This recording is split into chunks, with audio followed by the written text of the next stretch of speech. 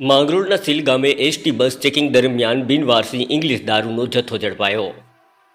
જૂનાગઢ જિલ્લાના માંગરોળ તાલુકાના સીલ ગામે એસટી બસના નિયમિત ચેકિંગ દરમિયાન ભારતીય બનાવટનો ઇંગ્લિશ દારૂ બિનવારસી હાલતમાં મળી આવ્યો. મળતી માહિતી મુજબ ઉના પોરબંદર રૂટ પર દોડતી એસટી બસમાં દારૂ હોવાની બાતમીના આધારે એસટી વિભાગ દ્વારા સીલ પોલીસ સાથે રાખી ચેકિંગ હાથ ધરવામાં આવ્યું હતું. જે ચેકિંગ દરમિયાન બસની અંદરથી 122 ચપલા ઇંગ્લિશ દારૂની બોટલો મળી આવી હતી, જે કોઈ દાવેદાર ન થતાં બિનવારસી હાલતમાં મળી આવી હતી.